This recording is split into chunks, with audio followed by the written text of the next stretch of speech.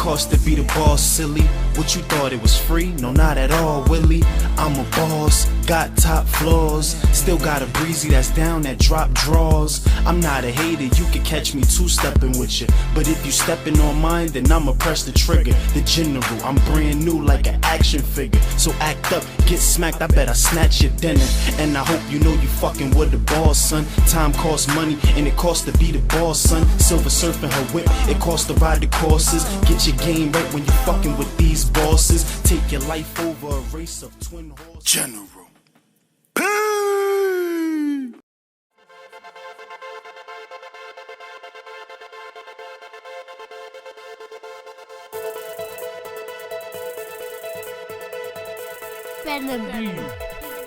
Yeah.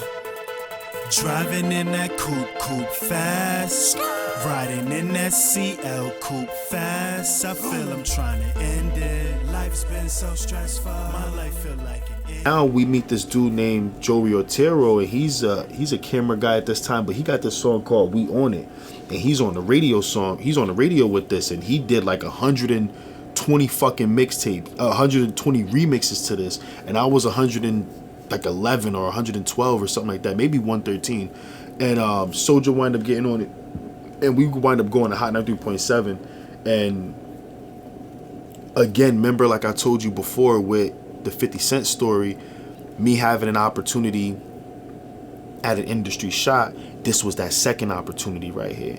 So now we on Hot 93.7, and we go up there, and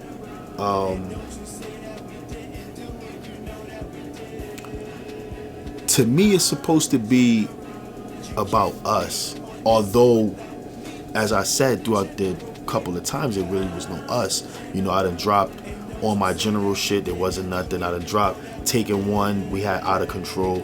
I dropped T2, there was nothing, and now I'm on Taking 3, and we had this radio show. So, you know, in Soulja's defense at this time, I understood where he was coming from, but in reality at this time, I ain't understand where he was coming from. So we get to this radio show, and G Money the Prince is there, DJ Michi is there.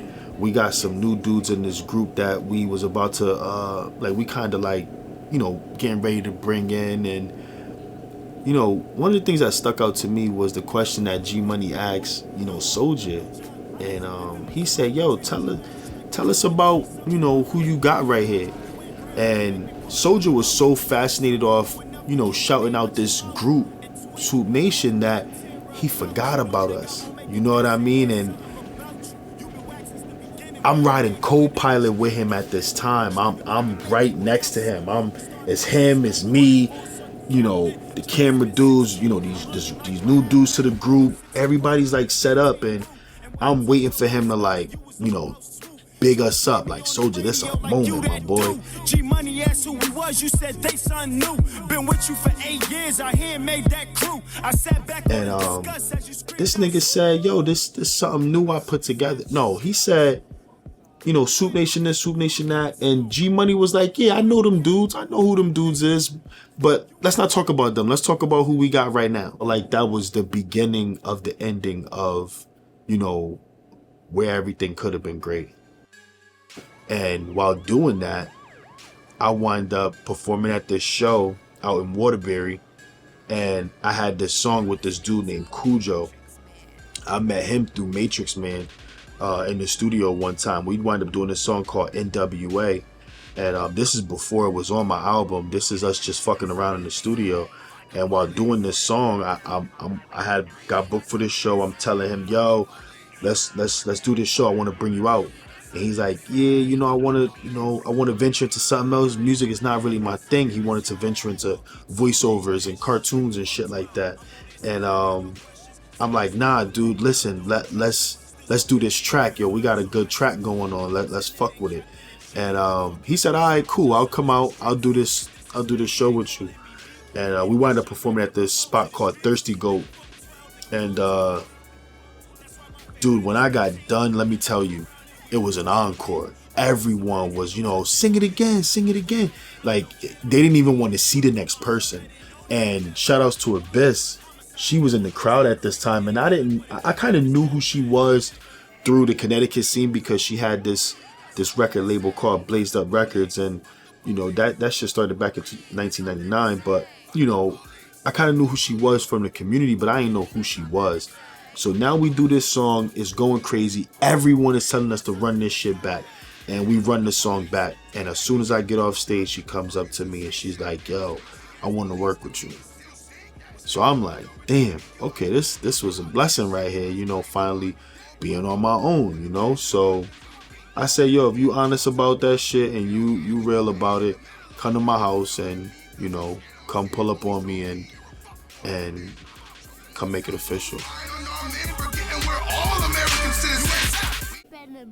At this time, I had already released my album, but I had released it in like mixtape form. You know what I mean? So Abyss pulls up to the house and we have a nice conversation, and she like, listen, if we're gonna do this shit, we gotta do this shit the right way. We're gonna have to take everything off all your platforms, and we're gonna relaunch this shit. So I'm like, all right, cool. Let's do it. She sat down with me. We sat down maybe for like 2 or 3 weeks, listened to the songs, rearranged a bunch of songs, pulled some songs off that wasn't really fitting the budget. It wasn't really fitting the palette. It wasn't really fitting the genre where we was going with the album. And she showed me something. She showed me that she could rearrange some shit and re-get it together. We wound up linking up with Chosen Media. We wound up drafting up the album cover, and we wound up relaunching the album, and we wound up getting copyright in 2017, and we relaunched it in 2018.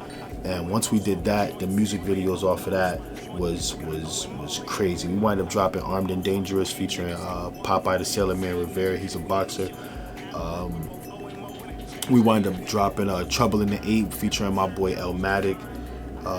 That was crazy. And we actually low-key wind up drafting up the video to O.M.O. But again, with Soldier Picasso fucking with Swoop Nation Hard Body at this time, and Day being the leader of Swoop Nation, and that song kind of being more of a, you know, a cut towards Soldier Picasso, Day really wasn't feeling it. And I understood where he was coming from. I couldn't really shake him on that one, but it kind of put a little bit of hindrance towards that album. So not only did I take O.M.O. from a negative, I wanted to put it into a positive, and I opened up O.M.O Music, which is my company. And what I do is I help artists that needed help with music videos. That was really the starting of it, writing their treatments, helping them out with their music videos. So I worked with a couple artists like Twin Vasquez, Queen Peasy, and that's just a few, you know, and I wound up directing their music videos, and I wasn't even in them, you know. So that was the start to it. And once the album dropped, it was time for me to look at a new way of really trying to get my music heard to the crowd. General. You already know who the fuck it is, man. Blazed Up Records, and the rest of you niggas sober. Don't come through the 8. Don't come through the 8. Someone tell them. Don't come through the 8. Don't go out in the 8, okay? Cause if you know, like I know, there's gonna be some hate today. Somebody's gonna make me wanna catch a hobby. So if you do anything, don't come through the 8. Try to tell them don't come through the 8. Please don't come through the 8. Someone tell them. Don't come through the 8. Please don't come through the 8. The body count high in an 8 and it's all trouble. The summer ain't reached my hood, but the toll double. I'm watching who I call my bros, cause most want you to ride out but won't ride for you. That's unloyal. P a diamond in the rough. Shit L-Mac on it. 8. I'ma need some cool DJs for it. Niggas wildin' for respect, it's all headshots. Mom can't even kiss you, she grip tight to your step pops.